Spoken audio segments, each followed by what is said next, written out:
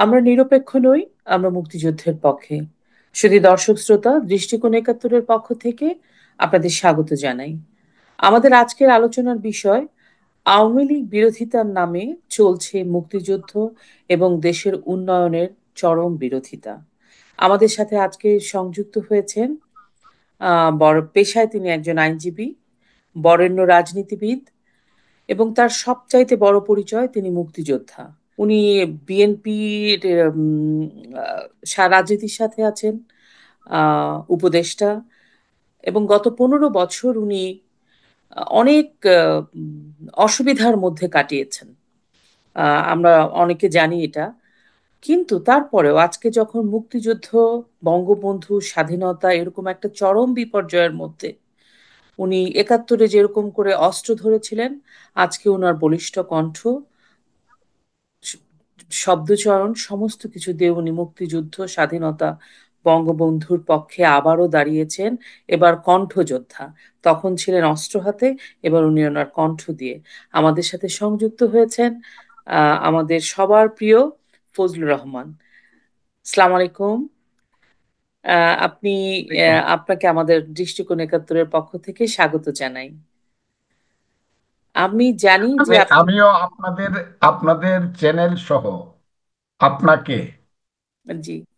আমি আপনি একটি মুক্তিযোদ্ধা আপনি একটি ঐতিহাসিক মুক্তিযোদ্ধা পরিবারের সন্তান। সেই কারণে আমি আপনাকে আমার শ্রদ্ধা জানাচ্ছি। যদিও বয়সে আপনি আমার ছোট, আপনি আমার মাতৃরূপী, আপনাকে আমি শ্রদ্ধা জানাচ্ছি। আম, আমি খুবই খুশি হব আপনি যদি আমাকে তুমি করে বলেন পুরো অনুষ্ঠানটাতে, এবং আমি ঠিক আপনাকে চাচা বলবো। ঠিক আছে, আহ, থ্যাংক ইউ, থ্যাংক ইউ মা। তো আমি জানি যে আসলে মানসিকভাবে আপনারা বিপর্যস্ত আছেন। আপনার শরীরটা ভালো আছে? এত ছুটোছুটি করছেন। মা, আমার শরীর আল্লাহর রহমতে ভালো আছে। যাক, শুনে ভালো লাগলো। আপনারা সুস্থ থাকেন, ভালো থাকেন, এটাই আমরা চাই। তো আমরা আমাদের আলোচনা শুরু করি। মুক্তিযুদ্ধ, বঙ্গবন্ধু নিয়ে সমসাময়িক সময়ে আপনি আপনার বলিষ্ঠ কণ্ঠ যে দু একজন, তার মধ্যে আপনি উল্লেখযোগ্য একজন। তো আমি খুব সম্প্রতি একটা আহ, আহ, ঘটনা দিয়ে আমি আমার বক্তব্য আলোচনা শুরু করতে চাই। সেটা হচ্ছে, আমরা সবাই জানি প্রফেসর ইউনূস আমাদের প্রধান উপদেষ্টা, উনি সুইজারল্যান্ডে গেছেন, একটা ওয়ার্ল্ড ইকোনমি ফোরামে অংশ নিতে গিয়েছেন। তো সেখানে উনি সাক্ষাৎকার দিয়েছেন রয়টার্সকে। সেখানে তিনি বলেছেন, বিগত সরকারের আমলে যে জিডিপি প্রকাশ করা হয়েছিল সেটা ভুল, সেটা মিথ্যে। কিন্তু এই জিডিপি বিশ্ব ব্যাংক, আইএমএফ এমনকি এডিবি পর্যন্ত প্রকাশ করেছে। আমার প্রশ্নটা হচ্ছে, এই যে ভুল তথ্য উনি বললেন বা ভুয়া বললেন, মিথ্যে বললেন বিশ্ববাসীর সামনে, এবং ওনার বক্তব্যটা আমি অনেকবার শুনেছি। ওনার আরো অনেক কিছু বিষয় আছে ওনার বক্তব্যের মধ্যে, যেগুলো নিয়ে একে একে আসবো। এতে করে কি বাইরের বিশ্বের সামনে একজন প্রধান হিসেবে আমাদের ভাবমূর্তি ক্ষুণ্ণ হলো কিনা, এক। আর এর পরবর্তীতে বিশ্ব থেকে যখন অন্যান্য দেশগুলো বিনিয়োগ করার বেলায় কি চিন্তা করবে যে এরকম একটা ভুয়া তথ্য দিয়ে জিডিপি হাই আপ দেখানো হচ্ছে, যেটা তথ্য আসলে ভুল? একটা ন্যারেটিভ তো সেট হয়েই যাবে। আপনি এই ব্যাপারটা নিয়ে কি বলবেন? তোমাকে অসংখ্য ধন্যবাদ। যারা আমার কথা শুনছেন বা আমাদের চ্যানেল দেখছেন, আমি তাদেরকে সালাম জানাইলাম, আসসালামু আলাইকুম। খুব একটা প্রাসঙ্গিক প্রশ্ন এসেছে আমার কাছে। আমি বোধহয় একমাত্র ব্যক্তি বাংলাদেশে, জি। ইউনূস সাহেব তখন প্রধান উপদেষ্টা তো দূরের কথা, কল্পনা করে নাই। আমি তাকে দেখতাম সাততলার উপরে চৈত্র মাসের প্রখর রোদে, কোনো ধরনের, এটাকে কি বলে, তাকে সিঁড়ি দিয়ে হাঁটিয়ে তোলা হচ্ছে তার বিচার কাজ সম্পন্ন করার জন্য। এবং সেই চেম্বারে বিচারের আদালতে যাওয়ার পরে তার মাথার উপরে কোনো ফ্যান দেওয়া হয় নাই, উনি ঘামছেন। আমার খুব মায়া হতো, জি। রাগ হতো। তখন আমি বলেছিলাম জি। যে ইউনূস সাহেব হলেন আমাদের বাঙালি মুসলমানের 100 বছরের মধ্যে সবচেয়ে শ্রেষ্ঠ সন্তান, যিনি নোবেল পেয়েছেন। তবে জি। উনি অরাজনৈতিক ব্যক্তিত্ব, নট রাজনৈতিক। জি।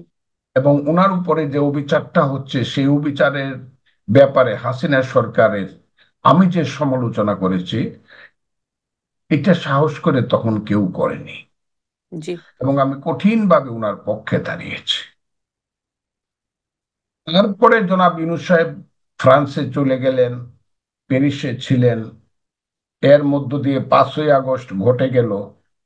সেই 5ই আগস্টের পরে 6-7 এই 2 দিন মানে সারা ছাত্র সমাজ, সমস্ত দেশের মানুষ মনে করলো ইউনূস সাহেব যদি এই দেশের হাল ধরেন তাহলে দেশ বোধ হয় একটা নতুন দিগন্তের পথে এগিয়ে যাবে। এমন কোনো মানুষ ছিল না, একটি মানুষও তার বিরোধিতা করে না। আমিও না, আমি বরং খুশি হয়েছিলাম। জি। এবং 8ই আগস্টে রাত্র 9:30টায় যখন উনি শপথ নেয়, সেই শপথ অনুষ্ঠানে আমিও ছিলাম। জি। এবং উনি শপথ নেওয়ার পরে যে করতালিটা হয়েছিল, এইটা কানে তালা লাগানো একটা করতালি। আমার মনে হয়েছিল দেশ বুঝি এখন থেকে সে পথে চললো যে পথে মানুষ আকাঙ্ক্ষা করে, আশা করে। কিন্তু গত 5.5 মাসে, বা এখন প্রায় 6 মাস হয়ে গেছে, 6 মাসে একটা জিনিস আমি এবং আমরা এবং দেশের জনগণ এটা উপলব্ধি করতে পেরেছে। আমরা ইউনূস সাহেব নোবেল পেয়েছে, আমাদের গৌরব এনেছে, যত সত্য উনি এনজিও লেভেলে বা অন্য লেভেলে যত বড় পৃথিবীর লেভেলে নোবেল লরিয়েট হিসাবে, উনি রাজনীতিবিদ হিসাবে বৈরাম খা। তুমি যদি বুঝো বৈরাম খা কি, আকবরের যিনি মানে লিগেল গার্জেন ছিলেন, ছোটবেলায় আকবর যখন রাষ্ট্র ক্ষমতায় বসলো সম্রাট হয়ে, বৈরাম খা তাকে পরিচালনা করত। কিন্তু আকবর আস্তে আস্তে বড় হতে শুরু করলো, বৈরাম খার ক্ষমতা সেইখানে গিয়ে এমন একটা অবস্থা দাঁড়ালো, শেষ পর্যন্ত তাকে পালিয়ে বাঁচতে হলো বৈরাম খাকে। বেঁচেও ছিল কিনা জানি না। আর এখন 6 মাসের মাথায় এসে ইউনূস সাহেবকে আমার মনে হয় বাংলাদেশের রাজনীতির বৈরাম খা। এই সরকারে আর যেন কে বা কারা অনেক বেশি ক্ষমতাশালী, যারা ইউনূস সাহেবের চতুর্দিকে ঘিরে থেকে তাকে দিয়ে সমস্ত কথাগুলো বলাচ্ছে এবং বলায়। এবং একটা অসহায় অবস্থার মধ্য দিয়ে উনি এই রাষ্ট্রটা পরিচালনা করার একটা ভান করছেন বলেই আমার মনে হয়। উনি বলতেও পারছেন না মুখ খুলে যে এই রাষ্ট্র আমি, বলে যেমন নুরুল কবির সাহেবের মতো একজন সাংবাদিক সাথে বলছে যে আমি তো এখানে নবিশ, আমি কিছুই বুঝি না। উনি যদি কিছুই না বুঝেন, দায়িত্বটা নেওয়াটা তো ওনার ঠিক হয় নাই। আমরা যে যত কথাই বলি, আমি হইলাম ইংলিশের প্রফেসর, আমাকে অঙ্কের মাস্টার বানাইলে তো অঙ্কের প্রফেসর বা অঙ্কের মাস্টার আমি তো যাব না, কারণ আমি তো জানি না what is algebra, what is A square plus 2ac plus B square, এটা তো আমি জানি না, আমি গেলাম কেন? দায়িত্বটা তো আমার ছিল। দেশটা এখন এমন একটা জায়গাতে, এমন হতাশার চরম অন্ধকারে নিমজ্জিত হতে যাচ্ছে, আমি জানি না এই দেশকে আবার আমরা কবে তুলতে পারতো। শেখ হাসিনার সময় শাসন ব্যবস্থার মধ্যে অনেক ত্রুটি ছিল, আমরা এদেরকে ফেসিস্ট বলতাম। শাসন ব্যবস্থায় অনেক চরম অত্যাচার ছিল, চরম খারাপই ছিল, নিষ্ঠুরতা ছিল শেখ হাসিনা। অর্থনীতি লুটের ক্ষেত্রে তাদের মধ্যে কোন ধরনের সীমা পরিসীমা ছিল না। কিন্তু এখন এই সরকারের মধ্যে যে জিনিসটা সবচেয়ে মারাত্মক আমার কাছে মনে হয়, সেটা হলো এই সরকারের কোনো দিক নির্দেশনা নাই। এই সরকারের কোনো ফিলোসফি নাই। একটা রাষ্ট্র চলতে হইলে কিন্তু ফিলোসফি, দর্শন লাগে, দর্শন না হলে ইডিওলজি লাগে, ইডিওলজি না হলেও ন্যূনতম পক্ষে কর্মসূচি লাগে। এই সরকারের কোনো দিক নির্দেশনা নাই। এই সরকার হলো ইমাম হাসান হুসেনের জারি, যে যেমন পারি। ইউনূস সাহেব একরকম কথা বলেন, আসিফ নজরুল সাহেব আর একরকম কথা বলেন। ওই যে যারা আমাদের যুবক ছেলেরা যারা মন্ত্রী হয়েছে বা উপদেষ্টা হয়েছে, তাদের কথা শুনলে মনে হয় ধরুনি তুমি দিদা হও, আমি মাটির নিচে ঢুকে যাই। এই দেশে আমাদের 1 বছরের বড় একজন মানুষ যদি থাকে, ঈদের নামাজে একসাথে পড়লে পরে বড় ভাইকে, 1 বছরের বড় ভাইকে মানুষ সালাম করে। আমি একজন লয়ার, সুপ্রিম কোর্টে যখন যাই, আমার যখন 2 দিনের বড় কেউ সিনিয়র মনে হয় তাকে আমি স্যার ডাকি। কিন্তু যে ছেলে পেলেরা নিজেরা দাবি করে 5ই আগস্ট তারা উইনার, তারা জয়ী হয়েছে, সেই ছেলে পেলেরা জয়ী হোক আর বিজয়ী হোক যাই হোক, তারা বিশ্বের সম্রাট হোক, কিন্তু বেয়াদবি বেতাসিরি এইগুলা কিন্তু আমার সমাজে, আমার সংস্কৃতিতে ছিল না কোনোদিন। তারা যখন কথা বলে আমার বিরুদ্ধে হোক, আমি তার বাপের বড়, আমার বয়স 77, তার বাপের বয়স 67, আমি যখন মুক্তিযুদ্ধ করি তার বাপ তখন ছেলে মানুষ, তার মার সাথে তার বাপের দেখা হয়েছে না, কিন্তু কথা বলার সঙ্গে সঙ্গে আমার নামটা এমন ভাবে বলবে মনে হবে সে যেন আমার দাদা লাগে। জি। ফখরুল ইসলাম আলমগীরের কথার উত্তর তারা এমন ভাবে দেয়, আমার মনে হয় এটা কি দেশ? ফখরুল ইসলাম আলমগীরকে গত 20 বছর যাবৎ বিএনপি কে এমন ভাবে চালাচ্ছে বাংলাদেশে, যে সবাই মনে করে তার চেয়ে ভদ্রলোক সজ্জন লোক রাজনীতিতে খুব কম আসছে। উবায়দুল কাদের এবং তার তুলনা করলে মানুষ বলতো একটা হলো গভীর অন্ধকার আর একটা হলো আলোকিত মানুষ। সেই ফখরুল ইসলাম আলমগীর সম্পর্কে যখন সে নির্বাচনটা দ্রুত চাইছে, এমন কিছু কথা এই সন্তানেরা বলা শুরু করছে যেটা কল্পনার বাইরে। ইউনূস সাহেব বাইরে গিয়ে যে কথাটা বলছে, আমি আপনাকে বলি, আমি তো আর তোমাকে বলি অর্থনীতিবিদ না, কিন্তু ইউনূস সাহেব এবং নিচেকে বাঁচানোর জন্য বলতে পারে না এমন কোনো কথা নাই। উনি সকালবেলা বলবে 25 সনের মধ্যে ইলেকশন দিব, আবার বিকাল বেলা বলবে না এটা একটু দেরি হবে, 25 সনের 26 সনের এই প্রথমার্ধে দিব, মার্চের মধ্যে। আবার তার প্রাইভেট সেক্রেটারি বা প্রেস সেক্রেটারি বলবে না এটা জুলাইয়ের মধ্যে দিব। আবার উনি শুনলাম কালকে গিয়া বলছে যে বেশি একটু সংস্কার করতে হলে 26 সনের শেষ দিকে দিব। 26 সনের নির্বাচনটা মাঝামাঝি দিব। হুম। নির্বাচনটা নিয়ে আমি ছোটবেলায় একটা সিনেমা দেখছিলাম, বেহুলা সিনেমা। আচ্ছা। তো এই বেহুলা সিনেমাতে নায়িকা একটা গান গাইছিল, আজ দ্বিতীয়া কাল তৃতীয়া পরশু মঙ্গলবার। নির্বাচনটা নিয়ে এই সরকার আজ দ্বিতীয়া কাল তৃতীয়া পরশু মঙ্গলবার সংস্কার। শেখ হাসিনা বলতো প্রথমে উন্নয়ন পরে গণতন্ত্র, এখন এদের বাহানা হইলো প্রথমে সংস্কার পরে নির্বাচন। এরা শেখ হাসিনার চেয়ে কোন দিকে ভালো করতেছে তো আমি বুঝতেছি না। বরং শেখ হাসিনা ফেসিস্ট ছিল, খুব খারাপ ফেসিস্ট রাজনীতির টার্ম, কিন্তু ইসলামী টার্মে মুনাফেক কিন্তু আরো খারাপ। দিনে একরকম রাত্রে একরকম।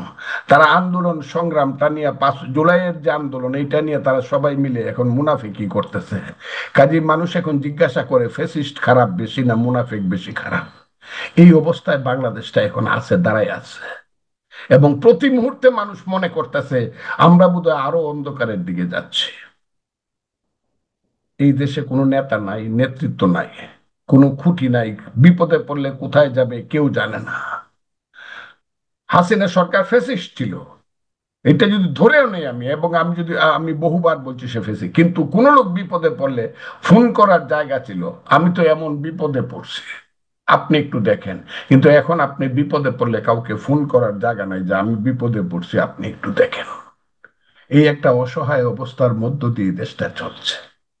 আমি তো এই দেশটা চাই না, এত লোকের রক্তপাত, এত শিশুর জীবন, রক্তের সাগরের বিনিময়ে আমরা যেটা পাইলাম আমি জানি না সেটা কেমন। আমার কাছে আজকে মনে হয় তারা বলতে চাইতেছে এই আন্দোলনটা নাকি তারা করছে ইসলামী ছাত্র শিবিরের ব্যানগার্ড রেখে। ব্যানগার্ড হলো ইসলামী ছাত্র শিবির।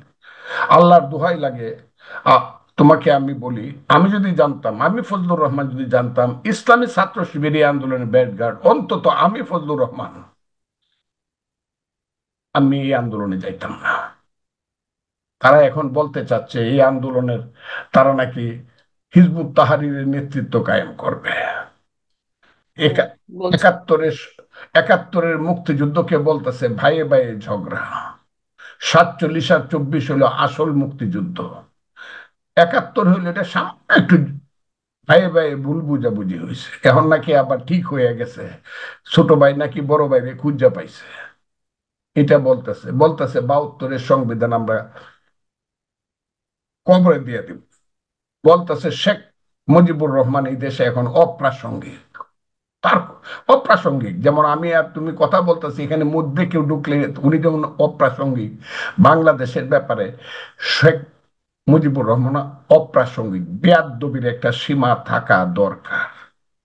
বেয়াদবির একটা সীমা থাকা দরকার। এটা সীমাহীন বেয়াদবি হইতেছে এই দেশে। মুক্তিযুদ্ধকে বলতেছে দুই ভাইয়ের সামান্য ঝগড়া হয়েছিল, 72-এর সংবিধানকে বলতেছে এই সংবিধান না বুঝা, এই 72-এর লোকজন এটা আওয়ামী লীগের ম্যানিফেস্টোকে সংবিধান বলে ঘোষণা করছে। 14 পুরুষ মিল্লা তোরা একটা তাজউদ্দিন বানাইতে পারবি না। 14 পুরুষ মিল্লা একটা তাজউদ্দিন বানাইতে পারবে না এই বাংলায় আর। কাজেই কথাবার্তা মুখের কোনো লাগাম নাই, যা ইচ্ছা তা বলতেছে।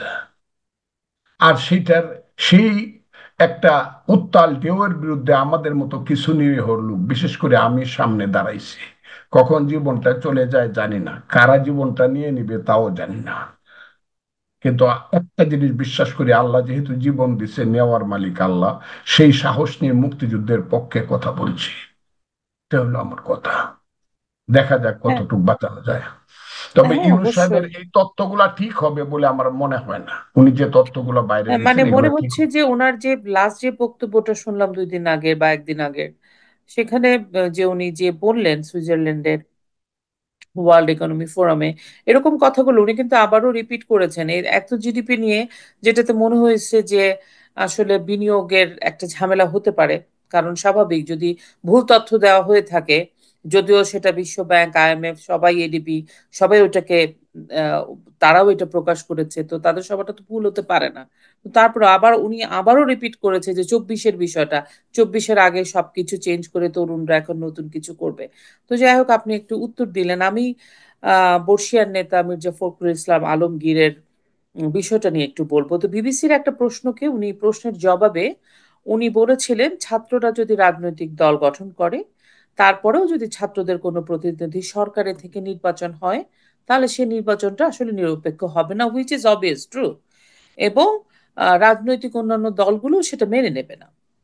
এটা খুবই স্বাভাবিক একটা কথা, এবং ওনার মতো একজন মানুষ এটা বলেছেন এবং ভ্যালিড কথা বলেছেন। কিন্তু এটার জবাবে যে শিশু উপদেষ্টা, যে মানে তরুণ উপদেষ্টা প্রতিনিধি নাহিদ, সে বলেছে, সে অনেকগুলা কমেন্ট করেছে, খুবই অধ্যত মনে হয়েছে আমাদের কাছে। আর ওরা একটা কমেন্ট আমি পিক করছি, সেটা বলছে রাষ্ট্রপতি পরিবর্তন, সংস্কার, নতুন সংবিধান, জুলাই ঘোষণা, এগুলো কোনোটাই ছাত্রদের দলীয় কোনো দাবি ছিল না, কিন্তু সবগুলোতে বিএনপি বিরোধী অবস্থান নিয়েছে। বিএনপির মহাসচিবের নিরপেক্ষ সরকারের দাবি আরেকটি 1-11 সরকারের ইঙ্গিত বহন করে। আপনার কাছে আমার প্রশ্ন, মির্জা ফখরুল ইসলাম আলমগীরের সাথে আপনি একমত কিনা, এবং যে দাবিগুলোর কথা বলছে, সংস্কার, তারপরে সংবিধান পরিবর্তন, ফেলে দেওয়া আবার সংবিধান, যেগুলো ছাত্রদের দাবি ছিল না, তাহলে কাদের দাবি ছিল, তারা কারা? ওরা যে একটা বায়বীয় কথা বলছে ছাত্ররা না আমরা সবাই জনগণ, এই জনগণটা কারা? আরেকটা জিনিস আমরা মনে করছি, আমি বলে যাচ্ছি, আপনি এগুলো একটু আমাকে জানাবেন আমার দর্শকদের। আওয়ামী লীগের পরে, আওয়ামী লীগের পতন হয়েছে, আওয়ামী লীগ সরকার গেছে, এটা একটা চলমান প্রক্রিয়া। আমরা ধরে নিয়েছিলাম আন্দোলন হয়েছে, এই সরকার চলে গেছে, আরেকটা নির্বাচন হবে, সরকার আসবে, এরকমই তো সবাই ভেবেছিল। কিন্তু এখন মনে হচ্ছে আওয়ামী লীগের পরে তারা বিএনপি কেও কোণঠাসা করে রাষ্ট্রের পরিচালনার যে শক্তি, রাষ্ট্র পরিচালনা প্রক্রিয়া থেকে সরিয়ে দিতে চাচ্ছে। এবং তাদের যে যে বললেন যে ঔদ্ধত্যের মতো কথাবার্তা, মির্জা ফখরুল ইসলাম আলমগীর আমাদের মতো প্রতিটা মানুষ যাকে সম্মান করি, দল ও মত নির্বিশেষে, এটা আমি মনে করি, সবাই মনে করি, এই যে একটা আচরণ, এই যে তারা নেতা হয়ে, ছাত্র নেতা হয়ে আছে, তারা তাদের পিছনে যেই হাজার লাখ যেসব ছাত্ররা আছে, 20,000 10,000, তাদেরকে কি ফুটস্টেপ দিচ্ছে, মানে তারা কি প্রমাণ করতে চাইছে তাদের আচরণে? আমি আপনার কাছ থেকে এগুলো একটু আমার দর্শকদের জন্য আপনি সুন্দর করে বলেন, বুঝিয়ে। ওকে, অসংখ্য ধন্যবাদ। একটা সুন্দর প্রশ্ন করেছো তো। এই প্রশ্নটা আমি আশা করেছিলাম। আমি প্রথমেই দল হিসাবে বলছি না, ব্যক্তি হিসাবে বলছি। আমি জনাব ফখরুল ইসলাম আলমগীরকে দীর্ঘদিন যাবৎ চিনি। আমি যখন বিএনপি করি না, উনি যখন প্রতিমন্ত্রী, তার আগে উনি যখন সাধারণ মানুষ, শিক্ষক, তখন থেকে আমি উনাকে চিনি। কারণ আমার একজন বড় ভাই আছেন ছাত্র রাজনীতিতে, ছাত্রলীগের প্রেসিডেন্ট ছিলেন। ওনার নাম মনিরুল হক চৌধুরী, বাড়ি কুমিল্লা, মুক্তিযোদ্ধা, মুক্তিযুদ্ধের সংগঠক। উনার বন্ধু হলেন জনাব ফখরুল ইসলাম আলমগীর। আমার চেয়ে উনি বয়সে মাত্র 1 বছরের বড়। দুইজনেই আমার চেয়ে 1 বছরের বড়। আমি দুইজনকে ভাই ডাকি। সেই ফখরুল ইসলাম আলমগীরের মতো ভদ্রলোক ব্যক্তি জীবনে এবং রাজনৈতিক জীবনে আমি খুব কম দেখছি। উনি একটা সঠিক কথা বলেছেন। কি কথাটা বলেছেন? যে এই সরকারের উদ্যোগে বা এই সরকারের ইনস্টিগেশনে বা ইনফ্লুয়েন্সে যদি কোনো রাজনৈতিক দল হয়, যারা এই সরকারের ভিতর থেকে উপদেষ্টা হিসাবে ইনফ্লুয়েন্স করবেন, প্রথম দায়িত্ব হলো তাদের নীতিগতভাবে নৈতিকভাবে এখান থেকে পদত্যাগ করে ওখানে যাও। তারা যদি ওই যে গাছেরটাও খায় আবার তলারটাও কুড়ায়, এটা তো সুবিধাবাদী মনোবৃত্তি হলো। তারা এখানে মন্ত্রীও থাকবে, ওখানে দল করবে একটা কিংস পার্টি, এবং এই মন্ত্রীতে থেকে তারা ইলেকশন করবে। এটা তো হতে পারে না, এবং তাদের মাধ্যমে কোনো সঠিক ইলেকশন হবে না।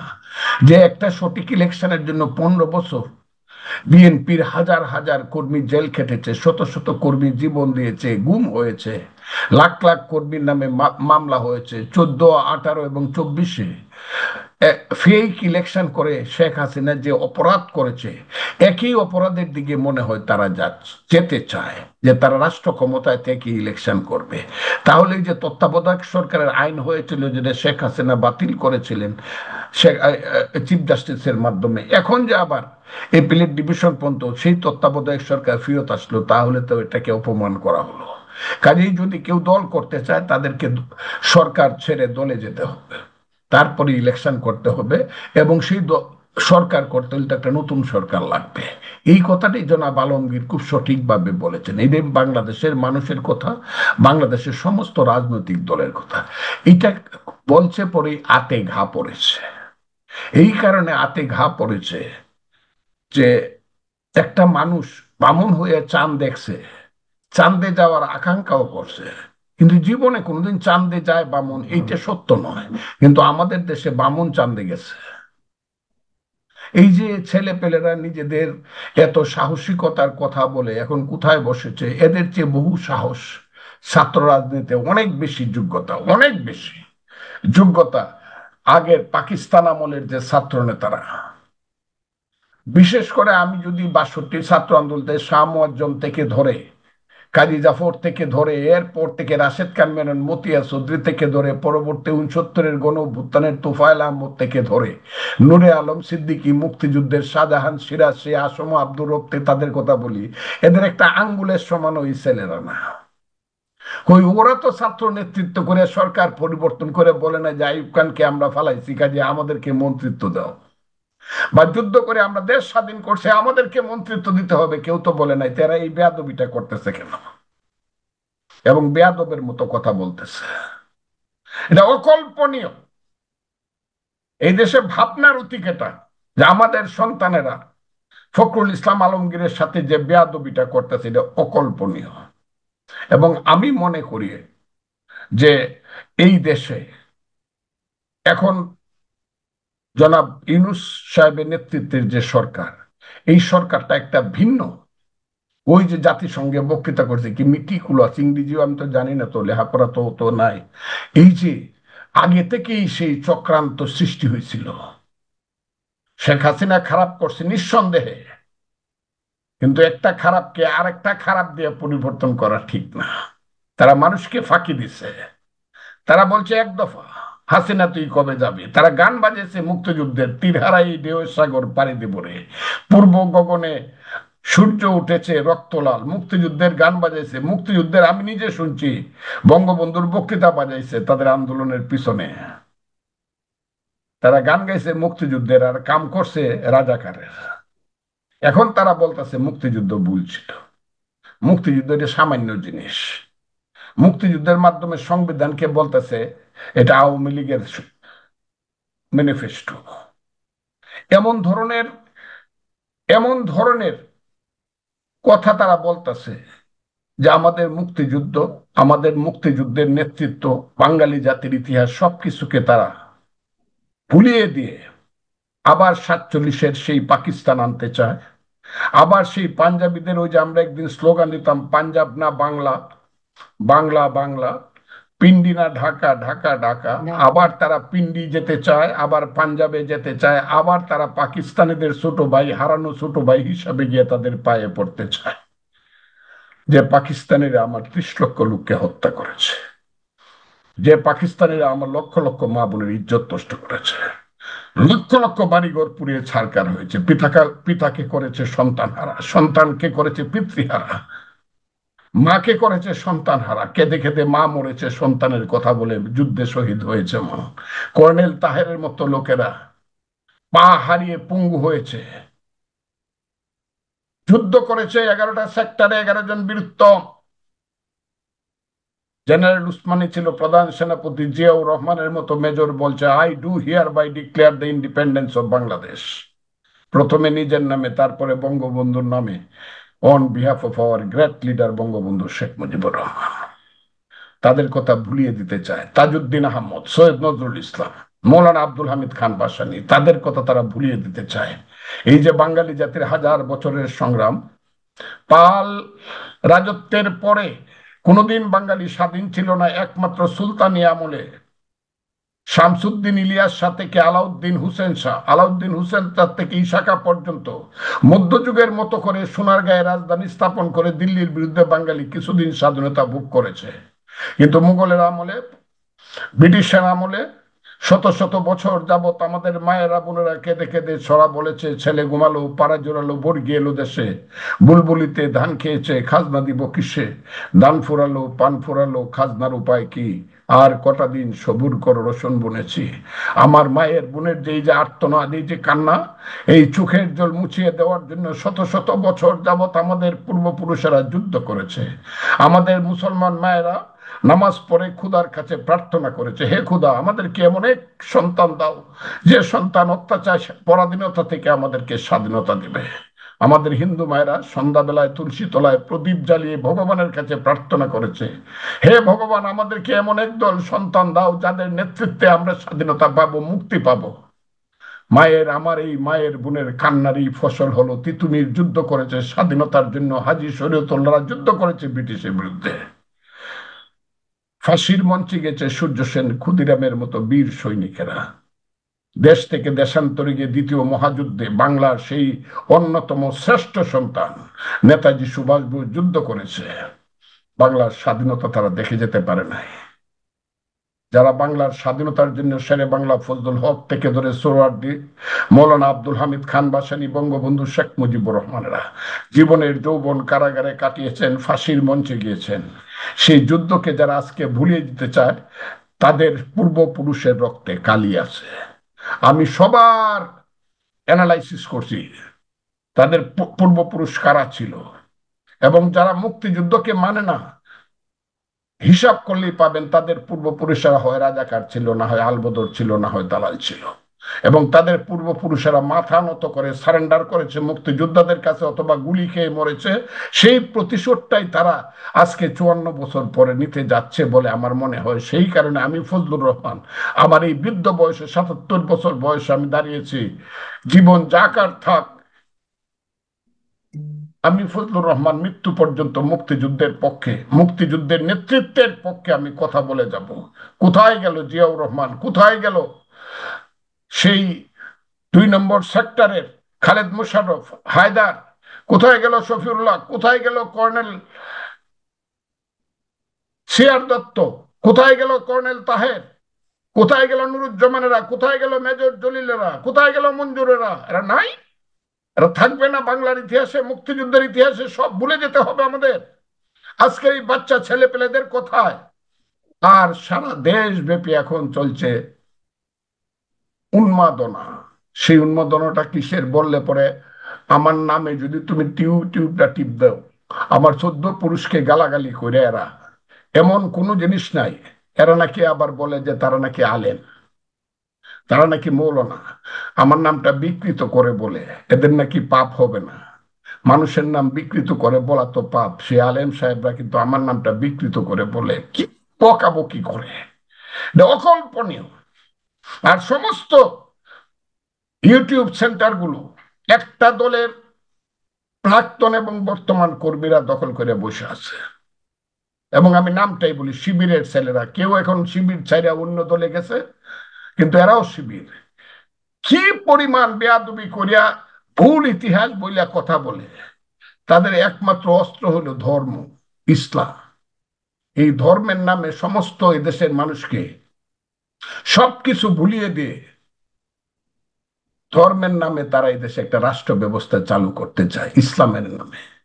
আমি শুধু বলেছি, পৃথিবীতে কোথাও ইসলামের নামে, ইসলামের শাসনতন্ত্রে, কোরআনের শাসনতন্ত্রে কোথাও পৃথিবীতে রাষ্ট্র চলে না। একটা রাষ্ট্রের কথা আমাকে বলতে হবে। আমি বলেছি, মালয়েশিয়া থেকে ইন্দোনেশিয়া, ইন্দোনেশিয়া থেকে লিবিয়া, লিবিয়া থেকে মিশর, মিশর থেকে ইরান, ইরান থেকে ইরাক, ইরাক থেকে তুরস্ক, তুরস্ক থেকে পৃথিবীর যে পাকিস্তান, যে কোনো দেশ, কোন দেশ কোরআন তাদের সংবিধান হিসাবে ঘোষণা করেছে? কই, আমাদের যে মক্কা মদিনা, যেখানে আমরা প্রতি বছর যাই, এখন রোজার সময় আমরা হজের চেয়েও বেশি যাই, সেই মক্কা মদিনায় তো ইসলামের এখন অবস্থা দাঁড়াইছে ঘরে ঘরে সিনেমা হল। মেয়েরা হাফ প্যান্ট পরে চলে, মেয়েরা গাড়ি দৌড়ায়, ফুটবল খেলে। ইসলাম গেল কই? কোন ইসলাম? কোন ইসলাম চান আপনারা? সেই ইসলাম কোথায়? আজকে কি হযরত মুহাম্মদ সাল্লাল্লাহু আলাইহি সাল্লাম যদি আল্লাহ তাকে জীবিত রাখতেন এবং উনি যদি যুদ্ধে যেতেন, আজকে কি উনি লাঠি নিয়ে যাইতেন কিনা? নাকি কামান নিয়ে যাইতে হইতো, নাকি এলএমজি নিয়ে, নাকি বিমান নিয়ে যাইতে হইতো? আজকে কি তিনি উটের পিঠে চড়তেন না গাড়িতে চড়তেন? আমি এটা জিজ্ঞেস করতে চাই, নাকি বিমানে চলতেন? তাই তো করতেন, যেটা আজকের প্রয়োজন। যে দেশে দেশে, তাইলে যদি ইসলামের নামে সব পৃথিবী মুসলমান মধ্যপ্রাচ্যে চলে থাকে, তাইলে তুরস্কে এরদোয়ান নিলে গণতন্ত্রের নামে ভোটাভুটি করে কেন? ইরানে একদলীয় শাসন ব্যবস্থা, তারপরে ভোটাভুটি করে কেন? ভোটাভুটি তো ইট ইজ নট সাপোর্টেড। গণতন্ত্রের ভোটাভুটি করে তারা। এবং অনেক সময় আয়াতুল্লাহ খুমেনির ইচ্ছার বাইরেও, এই যে প্রেসিডেন্ট পাশ করছে, উনি ইচ্ছার বাইরে উনি প্রেসিডেন্ট হয়ে গেছেন। তাইলে পাকিস্তানে শাহনাজ শরীফ, শাহবাজ শরীফ পার্লামেন্টে মেজরিটি দেখানোর জন্য ইমরান খানের দল কি নেয় না মেজরিটি দেখায় কেন? তাইলে তো পার্লামেন্ট, দিস ইজ নট ইসলাম। কাজে ইসলামের নামে যারা এখানে বলতেছেন রাষ্ট্র ব্যবস্থা কায়েম করতে চান, করতে পারবেন, যদি পারেন ভালো, সারাদিন বক্তৃতা করেন আর এই ব্যাপারে ফজলুর রহমানদেরকে গালাগালি করেন। তাইলে ইসলাম যদি করতে চান, আসেন দেখি জনগণের কাছে চাই। এইটা কইলে নতুন বউর মতো মুখ গুমরা করে থাকেন কেন? ইলেকশন করেন দেখি, বাপের বেটা জামাত মিল্লা, সমস্ত ইসলামিক দল মিল্লা যদি আমি চ্যালেঞ্জ করলাম, 15% ভোট পায়া দেখায়া, 20টা সিট পায়া দেখান, আপনারা বাংলাদেশে কত আছেন? বাঙালি জাতি মুসলমানরা সব ইসলামের পক্ষে, সব আল্লাহ রসুলের পক্ষে, কিন্তু মূল্যতন্ত্রের পক্ষে না। আপনারা যাকে ইসলাম বলেন, এক সময় বলতেন মাইক বাজানো বেদাত, এক সময় বলতেন মাইক বেঁধে বিয়ে করলে এটা বিয়ে হবে না, হারাম হবে। এক সময় বলতে চান্দে কোনো মানুষ গেছে বিশ্বাস করলে কাফির হবে। আজকে তো সবকিছু বিজ্ঞানের, তো সব মৌলানা সাহেবদের হাতে হাতে মোবাইল থাকে, বিজ্ঞান তো গ্রহণ করে ফেলছে। কাজে আধুনিকতাকে বাদ দিয়ে সবকিছু মধ্যযুগীয় দিকে, অন্ধকারের দিকে পরিচালিত করবেন, সেদিকে পথে তো মানুষ নাও যাইতে পারে। গেলেন দেখান মেজরিটি ভোট করিয়া যে মানুষ আমাদের সাথে, সেইটা কইলে পরে ফজলুর রহমানের বাপ ভালো না, দাদা ভালো না, ফজলুর রহমান খারাপ মানুষ, দল বদল করছে, ফজলুর রহমান কাফের, সে হইল মুরতাদ, আরো কি কি কি কি কি কি বলে। আমি নাকি বেহেস্তে যাইতে পারবো না, আল্লাহ নাকি আমাকে আমাকে আমি নাকি দুজকে যাব, টিকিটটা মনে হয় বেহেস্তের তাদের হাতে লয়ে বসে আছে। কোন মৌলানা সাহেব একজন নাকি, কি মৌলানা সাহেব ওয়াজ করে আমার নামটা বিকৃত করে উনার কাছে নাকি আমার বেহেস্তের টিকিট। তো এই টিকিটটা দিয়ে দিলে তো বুঝতাম যে ঠিক আছে, টিকিটটা আগে আমার হাতে দেন, পরে আপনার মতো করে কথা কম। এই দেশে এইসব গুমরাহি চলছে, এটাকে বলে গুমরাহি, অজ্ঞানতা। আবার অজ্ঞানতার পথে এই দেশকে নিয়ে যাওয়ার চেষ্টা করা হচ্ছে। মানুষ চলবে আধুনিকতার পথে, মঙ্গল গ্রহে মানুষ গেছে, মানুষ চলবে আল্লাহ যে আল্লাহর সর্বশ্রেষ্ঠ জীব, যাকে বলে আশরাফুল মখলুকাত, জ্ঞানে গুণে উচ্চতায় একদম পৌঁছে যাবে চৌথ আসমান পর্যন্ত, সেই হলো মানুষ। আল্লাহ তাকেই সহায়তা করবে, গুমরাহির পথে গেলে সহায়তা করবে নাকি? আমরা সেই পথে যাব।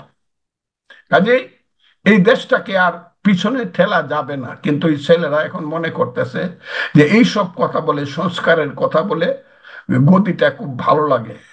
নিজেরা নিজেরা দেখবেন 3 দিন পরে পরে মারামারি হয়, রক্তাক্ত হয়।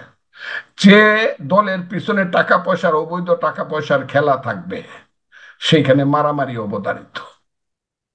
এবং এক একটি ছেলে, আমি আমাদের সন্তানদেরকে খারাপ বলতে চাই না, অনেকে বলে তাদের নাকি কোটি কোটি টাকা।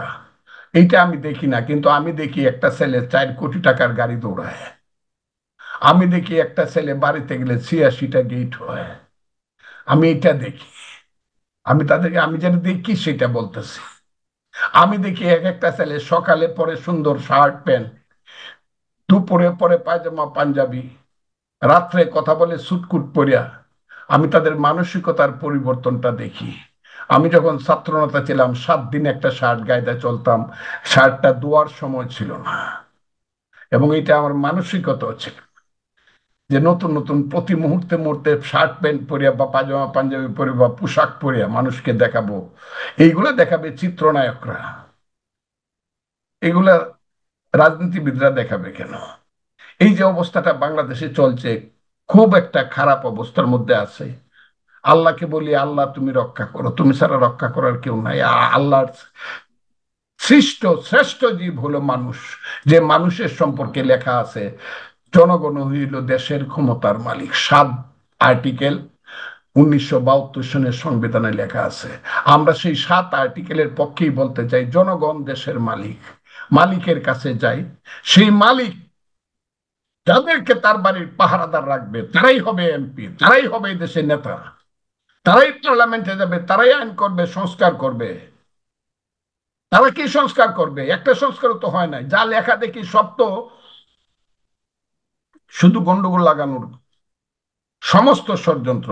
একটা লোককে আনা হয়েছে, উনি জ্ঞানী গুণী মানুষ, আমি যদি ধরেও নেই, এক সময় উনি আমাদের জুনিয়র ছিলেন, আমারই মতো আরেক বন্ধুর কর্মী ছিলেন। উনি আমেরিকাতে গিয়ে এখন ডক্টরেট নিয়ে উনি শিক্ষকতা করেন। এরকম শিক্ষকতা বাঙালির বহু সন্তান করে, বহু সন্তান। আমার মেয়েও আমেরিকাতে আছে, এইগুলোই করে। সে এখন অ্যাটর্নি, শিক্ষিত মেয়ে। সে 2013 সনে সারা দুনিয়াতে ইংরেজিতে ইংলিশ লিটারেচারে হাইয়েস্ট মার্ক পাইছিল। আমার মেয়ের নাম ইন্দিরা। ওই আমি তো কোনোদিন, আমার মেয়ে তো কোনোদিন বলে না এটা এটা এটা এটা। সে কিন্তু ল পড়া ফার্স্ট হয়েছে। ওয়াশিংটনে 5টা ফার্ম আছে, লিগেল ফার্মে সবচেয়ে ভালো, এর একটার অ্যাটর্নি। ওই আমার মেয়ে তো বলে না আমি একটা সংবিধান লিখে দিই। উনি তো সংবিধানের ছাত্র না, আইনের ছাত্র না, পলিটিক্যাল সায়েন্সের ছাত্র। 40 বছর পরে আমেরিকান নাগরিক আইছে আমার দেশের সংবিধান লিখে দেওয়ার লাগে। আমরা এমনও হয়ে গেলাম, 18 কোটি মানুষের মধ্যে সংবিধান লেখার একটা মানুষ আমরা পাইলাম না। আমরা এত দরিদ্র আর বাঙালি জাতি। আমাদের তো সংবিধান আছে, এই সংবিধান তো বিশ্বের বহু দেশে একদম খুব ভালো একটা সংবিধান, প্রশংসিত সংবিধান। আমাদের আমি তো এই আছে কথাটাই বলতে চাই তোমাকে, 72-এর সংবিধানটা যারা রাখছে, 14 গোষ্ঠী, এই জেনারেশন বাঙালি জাতির মধ্যে আর কোনোদিন সৃষ্টি হবে না। এত ভালো, এত জ্ঞানী, এত তিগি, এত ইতিহাসবিদ, এত আইনবিদ, কোন জেনারেশন যেটা 1952 সন থেকে 71 সন পর্যন্ত বাঙালি জাতির মধ্যে সৃষ্টি হয়েছিল, এইটা আর কোনোদিন সৃষ্টি হবে না। অথচ এই বেয়াদব ছেলেগুলাই বলে এত কিছু জানতো না। কি জানতো? একটা তাজউদ্দিন, 14 গোষ্ঠীর মধ্যে একটা তাজউদ্দিন হবে কারো, যে তাজউদ্দিনের বাড়িটা পুড়ে দিছিল হানাদার বাহিনী, সেই বাড়িটার উপরে এখনো টিন লাগে নাই। তাজউদ্দিন, সৈয়দ নজরুল, ডক্টর কামাল হোসেন, মনোরঞ্জন ধর, আমি কত নাম বলবো, ব্যারিস্টার ইশতিয়াক আহমদ, আনিসুজ্জামানের বাংলা।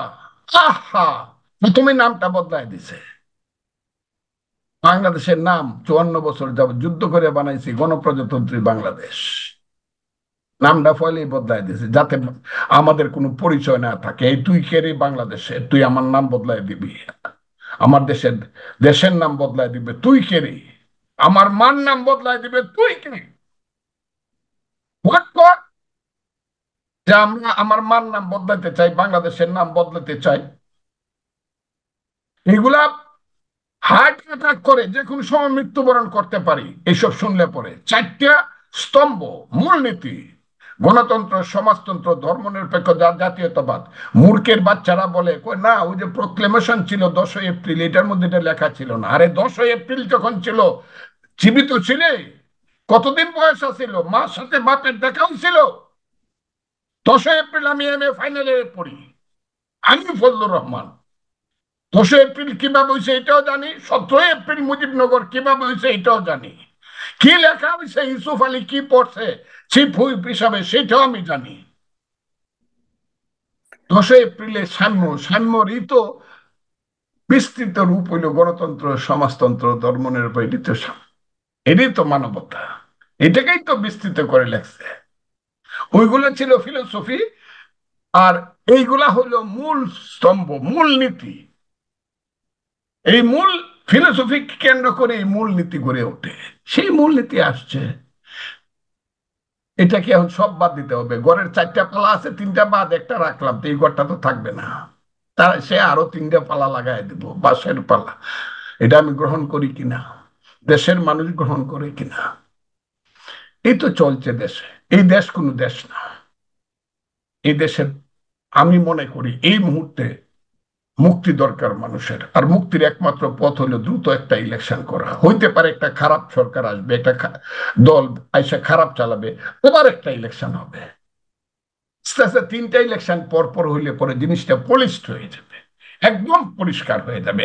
তখন মানুষ মনে করবে আমি যদি খারাপ কাজ করি তাহলে ভোটে গেলে আমাকে মানুষ ভোট দেবে না, আমি নেতাগিরি, নেতাগিরি করতে হলে ভোটকে ডরাবে।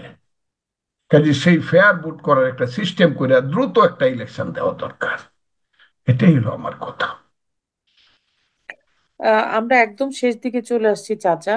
তো এই যে ইলেকশনের বিষয়টা নিয়ে বলতে চাই, কারণ রাজনৈতিক দলগুলা সত্যি কথা বলতে আমি আমরা যে যারা আপনাদের পরবর্তী জেনারেশন বা আমরা যারা আছি বাংলাদেশের মানুষ মেজরিটি, খুব ছোট্ট একটা অর্থনীতি দিয়ে বাংলাদেশ 1971 সনে শুরু হয়েছিল।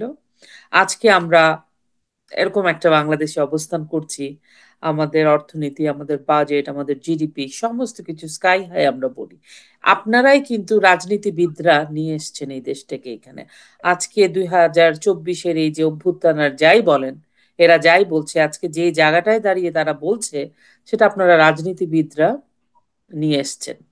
এটাই সত্যি কথা, দেশটাকে আজকে ওই জায়গা থেকে শুরু করেছিলেন মুক্তিযুদ্ধ করে, তারপরে এই জায়গায় নিয়ে এসেছেন। ওই যে বলছি, একজন মাতৃরূপী ভদ্র মহিলা, উনি এই সরকারের একজন উপদেষ্টা। জি। উনি খুব সুন্দর বাংলা বলে, যদিও বাড়ি সিলেট, সিলেটিরা সাধারণত সুন্দর বাংলা বলে না। সিলেটি হুমায়ুন রশিদ চৌধুরী সাহেব, আব্দুস সামাদ আজাদ সাহেব, অথবা আমাদের অর্থমন্ত্রী ছিলেন সাইফুর রহমান, তারা সিলেটি বাংলা বলতো। কিন্তু এই ভদ্র জি। মহিলা, ওনার আব্বাও কিন্তু সিলেটি বাংলা বলতো, জি, মহিবুল বুঝতে হাসান শাহ। পারছি। কিন্তু এই ও ভদ্র মহিলা আচ্ছা শুদ্ধ আচ্ছা, শুদ্ধ বাংলা বলে, তার নাম রিজওয়ানা হাসান। বুঝতে পেরেছি। তো উনার একটা প্রশ্ন, উনি একটা কথা বলছিল, যে কথাটা আমার মনে খুব হিট করছিল।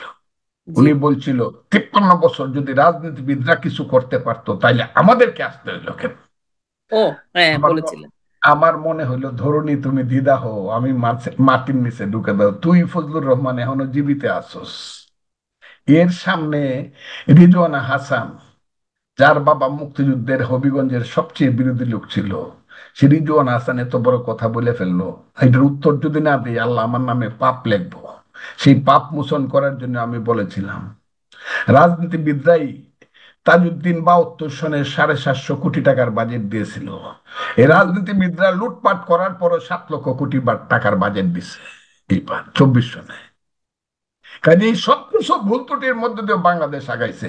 কোন বাঙালির ছেলে কি জেনারেল ছিল? এই যে আজকে না। কয় জেনারেল ওয়াকারুজ্জামান, কোত্থেকে আইতো জেনারেল ওয়াকারুজ্জামান? আমি তাকে, আমি বলছি, দ্বিতীয় বিশ্বযুদ্ধের সময় বাংলার একজন সুসন্তান, তার নাম এম এ জি উসমানী। জি। উনি ক্যাপ্টেন থেকে মেজর হয়েছে যুদ্ধের সময়, তাকে গোল্ড মেডেল দিছে কে? ব্রিটিশের প্রধান সেনাপতি জেনারেল মন্টু কুমারী। মন্টু কুমারী উসমানীকে দেখেই বলছে, this boy once he will be the general of India. India ব্যাঙ্গে পাকিস্তান হয়েছে, কিন্তু পাকিস্তানে কিন্তু কর্নেল হয়ে উসমানীকে রিটায়ার করতে হয়েছে। পাকিস্তানিরা বাঙালিকে এর বেশি উঠতে দিত না। বাংলাদেশ হইতে বললেই তো রাজনীতিবিদরা যুদ্ধ করে বাংলাদেশ বানাইছে বলেই তো, রাজনীতিবিদরা যুদ্ধ করে, যারা বলে যে না তারা যুদ্ধ করে নাই, রাজনীতিবিদরা তো যুদ্ধ করবে না, রাজনীতিবিদ তো প্ল্যান করবে, নির্দেশ দিবে। যদি কেউ বলে দ্বিতীয় মহাযুদ্ধে রাশিয়া জিতছে, সোভিয়েত ইউনিয়ন জিতছে, ইউকে জিতছে, ব্রিটিশরা জিতছে, ফ্রান্স জিতছে, আমেরিকা জিতছে, তারা তো, তাদের নেতারা তো যুদ্ধ করে নাই। চার্চিল তো যুদ্ধ করে নাই, স্টেলিন তো যুদ্ধ করে নাই, রুজভেল্ট তো যুদ্ধ করে নাই। এটা কি হবে? এরা তো নির্দেশ দিবে, এরা তো পরিকল্পনাই তো হ্যাঁ, মূল ব্যাপার। অবশ্যই। সেই পরিকল্পনার তা একজন বলে দিল, এই পরিকল্পনা আমি দিলাম রে। কি দিলাম? প্রত্যেক ঘরে ঘরে দুর্গ গড়ে তুলো, তোমাদের যা কিছু আছে তাই নিয়ে শত্রু মোকাবেলা করতে হবে। আমরা ভাতে মারবো, পানিতে মারবো, রক্ত যখন দিয়েছি রক্ত আরো দিব। যেন প্রত্যেক ঘরে ঘরে দূর করে দিল, আমি যদি হুকুম দিবার নাও পারি। একজন তো কইয়া গেল। তারপরে তো যুদ্ধ শুরু হইল 25শে মার্চ। 25শে মার্চ যুদ্ধ শুরু হইলো। রাজার বাগ পিলকানা রক্তাক্ত হইলো, মানুষ মারা গেল। প্রতিরোধও তাদের মতো করে করলো। সেই প্রতিরোধের এক পর্যায়ে তো জিয়াউর রহমানকে বলতে হইলো, I major Zia do hereby declare the independence. যদি প্রতিরোধটা প্রথম দিন না হতো, তুমি দ্বিতীয় দিনকে এটা বলতে পারতেন। কাজে মুক্তিযুদ্ধকে যারা অস্বীকার করে, নেতৃত্বকে যারা অস্বীকার করে, আমি খুব ক্লিয়ারলি কথাটা বলতে চাই, তারা এই দেশের যারা উপদেষ্টা, মুক্তিযুদ্ধ হয়েছিল বলেই, মুক্তিযুদ্ধ হইল বাংলাদেশের মায়ের নাম। মুক্তিযুদ্ধের পেট ছিঁড়েই বাংলাদেশ বেরিয়েছে। রক্তাক্ত মুক্তিযুদ্ধের মধ্য দিয়ে বাংলাদেশ বের হয়েছে, ফুটফুটে বাংলাদেশ। যারা মুক্তিযুদ্ধ মানো না, তারা বাংলাদেশের উপদেষ্টা হইও না, তারা অন্য কোনো দেশে গিয়ে উপদেষ্টা হোক। সেই মুক্তিযুদ্ধ হয়েছিল বলে বাঙালির ছেলে জেনারেল হয়েছে। উসমানী কর্নেল হয়ে রিটায়ার হয়ে মুক্তিযুদ্ধের জেনারেল হয়েছে, বাঙালির ছেলে মেজর জেনারেল হয়েছে, লেফটেন্যান্ট জেনারেল হয়েছে। মুক্তিযুদ্ধ হয়েছিল বলে বাঙালির ছেলে সিনিয়র সেক্রেটারি হয়েছে। বাঙালির ছেলে ডেপুটি সেক্রেটারি হইলে একদম ডিসিও সবরে বানাইতো না। আমি চ্যালেঞ্জ করলাম, 19টা জেলা ছিল, সবসময় 10টা জেলার ডিসি থাকতো পাঞ্জাবি অথবা পশ্চিম পাকিস্তানি। কোন বাঙালির কোটি টাকা ছিল না, 1 কোটি 2 কোটি 3 কোটি টাকা ছিল না। 10,000 টাকা শুনলেই মাথা ঘুরানি মারতো, বাবারই বাঙালির ছেলের 10,000 টাকা। জহরুল ইসলাম এবং একে খানের কিছু টাকা ছিল, আমরা খুব গৌরব করতাম। কিন্তু বাইশ পরিবারের কাছাকাছিও তারা ছিল না, তারা ছিল সাব কন্ট্রাক্টর বাংলা পাকিস্তানের। দেশ স্বাধীন হয়েছিল বলে বাঙালির ছেলে ব্যাংকের মালিক হয়েছে। দেশ স্বাধীন হয়েছে বলে বাঙালির ছেলে 1,000 কোটি থেকে 10,000 কোটি 36,000 কোটি টাকার মালিক হয়েছে। দেশ স্বাধীন হয়েছে বলে সিঙ্গাপুরে বাঙালি ছেলের ব্যবসা হয়েছে, আবুধাবি দুবাইয়ে ব্যবসা হয়েছে। দেশ স্বাধীন হয়েছিল বলে বাঙালিরা সারা পৃথিবীতে হাজার হাজার কোটি টাকার মালিক হয়েছে। এর মধ্যে চুরি চামারি হয়েছে, চোর চামারে হয়েছে। এটা তো রাজনীতিবিদদের এই ভুলটা তো আছেই, আছেই। এইখানে সালম সুমান হবে, এ সালম হবে, কারণ এটা হলো ফরমেশন অফ ক্যাপিটাল টাইম। ক্যাপিটালের ফরমেশন যুগ চলছে। সেই ফরমেশন যুগে কিছু চুরিচামি চুট্টামি হবে, এটার বিরুদ্ধে আমরা সংগ্রাম করতেছি। এই কারণে হাসিনাকে চলেও যাইতে হয়েছে। বেগম বাড়ি হবে, কানাডায় বাড়ি হবে, অমুক হবে, সবকিছু মানি। মানার পরেও যা হয়েছে এটা তো মুক্তিযুদ্ধের জন্যই হয়েছে, রাজনীতিবিদদের জন্যই হয়েছে। আমি কথাটা বলতে চাই এটা। তা না হইলে পাকিস্তান থাকলে হাইকোর্টের রাস্তার মধ্যে খাড়িয়া দেখা যায়, দেখতে হইতো এই একটা সুন্দর গাড়ি যাইতেছে, গাড়ি দেখা, গাড়িটা হলো আদমজির নাতির গাড়ি, ইস্পাহানির ছেলের গাড়ি, সাউদের মেয়ের জামাইয়ের গাড়ি। এই গাড়ির দাম 7 কোটি টাকা, গুরুত্ব যেতাম। এখন গাড়ি যাই হোক, বাঙালি ছেলেদের গাড়ি। তো সে গুণে আমি কথাটা বলছি, ইস্পাহানি আদম যে দাউদ বাওয়ানি সাইকেলদের গাড়ি এখন দেখতে হবে না। ইন্ডাস্ট্রি যা আছে, ওই যে কয় গার্মেন্টস ইন্ডাস্ট্রি, তাও তো বাঙালি ছেলেদের। হয়তো এখানে কিছু ত্রুটি বিচ্যুতি হচ্ছে, তাও তো বাংলার মানুষের। এটা তো মুক্তিযুদ্ধের জন্য এবং নেতাদের জন্যই হয়েছে। কাজে যারা মুক্তিযুদ্ধ এবং তার নেতাদেরকে অস্বীকার করেন, তারা তো বেঈমান, তারা তো অকৃতজ্ঞ। ওদের খায় আবার ওদের বিরুদ্ধেই বলে, তারা তো বাপকে অস্বীকার করে। আমি তাই কথাটা খুব ক্লিয়ারলি বলতে চাই, মুক্তিযুদ্ধ বাঙালি জাতিকে সারা পৃথিবীতে পরিচয় দিছে, পতাকা দিছে। পতাকাটা উড়ানোর সময় একটা গান দিছে, আমার সোনার বাংলা আমি তোমায় ভালোবাসি। মুক্তিযুদ্ধ বাঙালিকে পরিচয় দিচ্ছে একটা ক্রিকেট দল করা। এখন পাকিস্তানের সাথে আমার ক্রিকেট দল সমানে সমানে খেলে। আমারও অনেক ছেলে বাড়িছে যারা বিশ্বে 1 নম্বর গ্রেডে থাকে। তা না হলে পাকিস্তানি ক্রিকেট দলের বল টুকাইতে হইতো, আমাদের ওই যে বলটা টুকাই দিতে হইতো, পানি নিয়ে দিতে হইতো। রকিবুল হাসান রে 11 নম্বর প্লেয়ার হিসাবে চান্স দেয় নাই, 12 নম্বর এক্সট্রা প্লেয়ার হিসাবে 70-71 সনে চান্স দিত। আমরা হইলে তাদের বল টোকানোর লোক থাকতাম এখনো। দেশ স্বাধীন হয়েছে বলে এই ক্রিকেট টিম হয়েছে। দেশ স্বাধীন হয়েছে বলে আমাদের মেয়েরা বিশ্বে বা এশিয়াতে শ্রেষ্ঠ টিম হিসাবে চ্যাম্পিয়ন হয়ে বাড়িতে ফিরে। ভারতকে হারায় দিই আমরা, পাকিস্তান তো আমাদের সাথে কাউন্টে আসে না। কাজে স্বাধীনতা খুব খারাপ জিনিস, মুক্তিযুদ্ধ খুব খারাপ জিনিস, যারা বলে তারা অকৃতজ্ঞ। এই ছেলেরা এখন বুঝতেছে না, একদিন বুঝবে। যেদিন বাংলাদেশের মানুষ বঙ্গোপসাগরের উত্তাল ঢেউয়ের মতো দাঁড়িয়ে বলবে, উত্তাল ঢেউয়ের মতো যেদিন দাঁড়িয়ে বলবে কাউকে চাই না, মুক্তিযুদ্ধ চাই, সেদিন বুঝবে তারা। সেই দিনটা আইসা পড়বে, আইসা পড়বে, আইসা পড়বে, আমি বলে দিলাম। কারণ এই পৃথিবীতে সবকিছুর পরেও একজন আছে যে সত্যের কে প্রতিষ্ঠা করে, অসত্যকে বিদায় করে। তার নাম হলো আমার স্রষ্টা, আমার সৃষ্টিকর্তা, আমার আল্লাহ। ওয়াতা ইজ্জু মান্তা শাউ ওয়াতা জিল্লু মান্তা শাউ বিয়াদিকাল খায়ের ইন্নাকা আলা কুল্লে শাইন খাতির। আছে, সত্য জয়ী হবে। এই দেশে সংস্কৃতি ধ্বংস করে দিতে চান, সংস্কৃতি ধ্বংস হয়ে যাবে, ধর্ম ধ্বংস হয়ে যাবে। আপনি নামাজ পড়বেন, আপনি মুসলমান, আসসালাতু খায়রুম মিনান নাওম বলার সঙ্গে সঙ্গে ফজরের নামাজ পড়বে। আমি পড়বো, মুসলমান, কেউ আমাকে বাধা দিবে না। কেউ আমাকে ঈদের নামাজে পাহারা দিতে হয় না মুসলমানের। তাহলে হিন্দুর পূজার মধ্যে মিলিটারি দিয়ে পাহারা দিতে হবে কেন? হিন্দু পূজা করবে, সংকীর্তন করবে নিশ্চিন্তে নির্ভয়ে, এটা তার ধর্মীয় অধিকার। অন্য ধর্মের আরো তাই করবে। এখানে গান হবে, নাটক হবে, যে শীতকালে এখন হয় না, নাই বাংলাদেশে। কবর হবে, লালন হবে, আবার এখানে ওয়াজ মাহফিল হবে, হবে মিলাদ শরীফ হবে, সবকিছু হবে। তাই তো বাংলা, এর নামই তো বাংলা, এর নামই তো বাংলাদেশ, যেখানে সমস্ত ধর্ম বর্ণ সংস্কৃতির মহামিলন থাকবে। একটা বাগান করলেন আপনি, ফুলের বাগান, শুধু গোলাপ দিয়ে তো বাগান হবে না, যত সুন্দর গোলাপই হোক, এটাকে বলবে গোলাপের চাষ করছে। কিন্তু বাগান যদি করতে হয়, সব ধরনের ফুল লাগবে, গাঁদা ফুল লাগবে, কামিনী ফুল লাগবে, আরো কত জাতের ফুল লাগবে, 100 রকমের ফুল হইলে একটা বাগান হবে। তা না হলে বাগান হবে না। এটি একটা দেশ, এটি তার সৌন্দর্য, সমস্ত বৈচিত্র্যের মধ্যে নামাই হলো একটা দেশ। এটাকে সব প্রায় দেয়া, শুধু আমি থাকবো, শুধু আমি থাকবো, আমি, কেউ থাকতে পারবে না। আমার কথা থাকবে, যে আমার কথার বিরুদ্ধে যাবে সেই কাফের, সেই মোরতাদ, সেই দুজকে যাবে। এই চিন্তা যারা করে, এই চিন্তা জীবনে কোনোদিন জয়ী হবে না। আমার একদম শেষের দিকে আমি দুইটা বিষয় জানবো, যদিও এটা আমি আপনার দলীয় ব্যাপার, কিন্তু আমি আপনার ব্যক্তিগত একটা অভিমত জানতে চাই।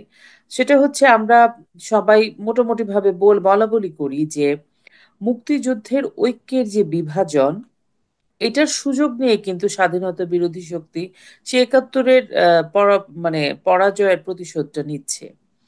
তো এই মুহূর্তে আমাদের এমন একটা সিচুয়েশনের মধ্যে এসেছি যে এই মুহূর্তে মনে হয় যে সমস্ত ভেদাভেদ ভুলে মুক্তিযুদ্ধের পক্ষের শক্তি সবাইকে ঐক্য করা কি অতীব জরুরি নয়? কারণ স্বাধীনতা বিরোধী শক্তিরা কিন্তু এই বিভাজনটা চায়, কারণ ওরা জানে যে এমনিতে ওরা সুবিধা করতে পারছে না, কিন্তু সব মুক্তিযুদ্ধের ফোর্স যদি আবারও 71-এর মতো এক হয়ে যায়, তাহলে ওরা একদমই কোণঠাসা হয়ে যাবে। তো আপনি এই ব্যাপারে কি বলেন, যে সব দল মত নির্বিশেষে মুক্তিযুদ্ধের আমাদের সে 71-এর মতো যে আমি তোমাকে চাচা। খুব আশাবাদী করতে চাই, আমি খুব আশাবাদী, আমি খুব জি, বলি কেন, তুমি জি, একটা উদাহরণ দিয়া বল। জি, জি, তা মুক্তিযুদ্ধ কেউ আওয়ামী লীগ, হাসিনা, বঙ্গবন্ধু মুক্তিযুদ্ধ কেউ জিয়াউর রহমানদের সমর্থন করে, আমার কথাগুলো খুব বোঝা যায়, এটা জি, জি, ভাগাভাগি জি, আছে। জি, হ্যাঁ, এটা থাকাটা অস্বাভাবিক না, মানুষের মধ্যে অস্বাভাবিক চিন্তার কিছু না। ভাগাভাগি জি। থাকবে।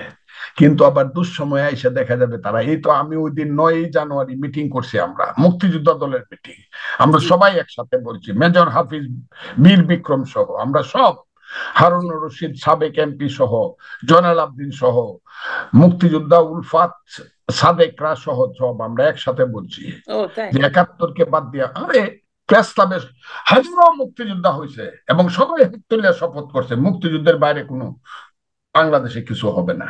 এক, আমি আরেকটা কথা বলি, এটা হলো আমার উদাহরণ। জি। একটা লোক সারাদিন গাঁজা খায়, জীবনে কোনোদিন নামাজ পড়ে না, কিন্তু তার নাম আব্দুর রহিম। আর একটা লোক খালি টাকা চুরি, চোর, টাকা চুরি করে, ডাকাতি করে, মানুষের বাড়ি থেকে কাপড় চোপড় গরু নিয়ে আসে, গরু চোর। এরকম খারাপ মানুষেরা সারা জীবনে কোনো নামাজ রোজা করে না, কিন্তু ওই খারাপ মানুষগুলো যখন শুনে যে মুসলমানের একটা মসজিদ ভাঙিয়ে ফেলছে বা ভাঙিয়ে ফেলার জন্য মসজিদের শত্রুরা আসতেছে, আমি দৌড় দেওয়ার আগে, আমি যে নামাজি মানুষ, আমি মসজিদ রক্ষা করার জন্য দৌড় দেওয়ার আগে ও গিয়া ওই যে গাঁজা খায়, মদ খায়, চুরি করে, ও গিয়া পয়লা দাঁড়ায় রামদাও ডলে, আয় দেখি আমার মসজিদটা ভাঙ। উদাহরণটা খুব আমার কাছে, মানে জিনিসটা খুব জটিল লাগবে। 46 সনে কিন্তু ওই যে নাখোদা মসজিদ যখন ভাঙতে গেছে সোহরাওয়ার্দী সাহেব, তখন বাংলার মুখ্যমন্ত্রী কলকাতায়, জি। নাখোদা মসজিদ ভাঙতে গেছে, সমস্ত মৌলভী সাবরা, মুন্সি সাবরা পলায় গেছে গা, ইমাম সাহেব পর্যন্ত। এটা রক্ষা করছে গাজা মদ যারা খায়, গুন্ডা বদমাইশ যারা, যারা সাহসী, তারা এটাকে রক্ষা করতো। তারা কিন্তু অত নামাজ রোজা পড়ে না। মুক্তিযুদ্ধের ব্যাপারটা এরকম, কেউ কোনো চিন্তা করে না মুক্তিযুদ্ধ হয়েছে, কিন্তু যখন শুনে আমার মুক্তিযুদ্ধ, যে মুক্তিযুদ্ধে আমার ভাই জীবন দিছিল, আমার বাপ জীবন দিছিল, আমার পূর্বপুরুষ রক্ত দিছিল, যে মুক্তিযুদ্ধ দিয়া আজকে আমি স্বাধীন দেশের নাগরিক, আমি একটা পতাকা পাইছি, আমি গান গাইতে পারি, নিশ্চিতে আমার সোনার বাংলা, আমি তোমায় ভালোবাসি, সেই মুক্তিযুদ্ধের উপরে যে আঘাত করবে, আমি আর কিছু দলমত বুঝি না। দেখি আয় দেখি এখন বাংলাদেশের অবস্থাটা আস্তে আস্তে তাই দাঁড়াচ্ছে, এদিকে যাবে, এটা নিশ্চিত থাকো তুমি। মুক্তিযুদ্ধ এবং মুক্তিযুদ্ধের শক্তিকে কেউ ধ্বংস করতে পারবে না। আপনার কাছ থেকে এটা শুনে খুবই ভালো লাগলো। আমরা একদমই শেষ দিকে চলে আসছি। মনে হয় আরো অনেক কথা শুনি, কিন্তু সময় স্বল্পতা, আপনারও ব্যস্ততা আছে, আপনার মানুষ বসে আছে অপেক্ষা করছে আপনার জন্য। আমার শুধু শেষে একটু, আপনি, এটা আমি সবাইকে বলি, আমাদের যে তরুণ দর্শক, তরুণ প্রজন্ম, একজন মুক্তিযোদ্ধা হিসেবে, একজন ভেটারান পলিটিশিয়ান, যে নাকি দেশের প্রতি যার মানে ভালোবাসা, থ্রু তার আপনার হোল লাইফে আপনি তো এই দেশ দেশ করে গেলেন। তো তরুণ প্রজন্মের জন্য আপনি কিছু মুক্তিযুদ্ধ বঙ্গবন্ধু নিয়ে কিছু বলুন। এসো সত্যের পথে, ন্যায়ের পথে, মুক্তির পথে। আর জি। তাদের জন্য একটা কবিতা বলবো আমি। আর বলেন। দুর্গম গিরিকান্তার মরুদুস্তর পারাবা, লঙ্ঘিতে হবে রাত্রি নিশীথে, যাত্রীরা হুঁশিয়ার। যাত্রীরা হুঁশিয়ার। দুলিতে, হ্যাঁ, দুলিতেছে তরি, ফুলিতেছে জল, ভুলিতেছে মাঝি পথ, সিরিয়াছে পাল, কে ধরিবে হাল, আছে কার হিম্মত, কে আছো জোয়ান, হো আগুয়ান, হাকিছে ভবিষ্যৎ, এ তুফান ভারী, দিতে হবে পারি, বাড়ি। দিতে হবে তরি পার। আমি তাদের জন্য এই কবিতাটা বললাম। হ্যাঁ, অবশ্যই একদম, মানে খুব একদম পারফেক্ট বলছেন। আহ, চাচা, আপনার সাথে কথা বলে আমার অনেক অনেক ভালো লাগলো। আর সবচেয়ে ভালো লাগলো যে আপনাদের পরের জেনারেশনে আমরা না খুব এগুলো দেখে মাঝে মাঝে হতাশ হয়ে যাচ্ছি, কিন্তু আপনার মধ্যে যে আসলে আপনি যে একজন যোদ্ধা, এইটাই একদম প্রমাণ করে যে আপনার এখনো সেই স্পিরিট, সেই সাহস। খালি আমি এখানে আরো না থাকলে কি আমি করি নাকি? আপনি হ্যাঁ। দেখেন, মির্জা ফখরুল ইসলাম সাহেবের মতো একজন নিরীহ ভদ্রলোক বলে দিছে মুক্তিযুদ্ধের বাইরে যাব না। চাচা, আপনি সুস্থ থাকেন, ভালো থাকেন। আর আমাদের সাহস সঞ্চয় হয় আপনাদেরকে দেখলে, আপনার বলিষ্ঠ কণ্ঠ আমরা শুনবো আমি আরো। আমি আমি আজকের এই অনুষ্ঠানটা করতে পারে তোমার প্রতি, তোমাদের প্রতি, তোমাদের এই চ্যানেলের প্রতি আমার কৃতজ্ঞতা রইল। আমি আশায় থাকবো, যখন যেভাবে থাকি যদি মাঝে মধ্যে আমাকে স্মরণ করো, আমি খুব কৃতজ্ঞ হব। অবশ্যই, অবশ্যই। আবারও আমরা কথা বলবো, আশা করি তখন সবকিছু ভালো হবে। আপনি ভালো থাকবেন। Thank you. আহ শুধু দর্শক শ্রোতা, আমি আশা করছি যে আজকে আমাদের অতিথির কথা শুনে আপনাদের অবশ্যই ভালো ভালো লেগেছে। ওনার কথা নিশ্চয়ই আপনাদের শুনতে সবসময় ভালো লাগে। আমরা আবার আবার আগামীতে অন্য একজন এই ধরনেরই কাউকে, মুক্তিযোদ্ধা, মুক্তিযুদ্ধের পক্ষের মানুষ কাউকে নিয়ে আসবো আমাদের অনুষ্ঠানে। আপনারা ভালো থাকবেন। চলুন দেশকে ভালোবাসি, আমাদের প্রজন্মকে দেশকে চেনাই, দেশকে জানাই, ইতিহাস শেখাই। ভালো থাকবেন। জয় বাংলা, জয় বঙ্গবন্ধু।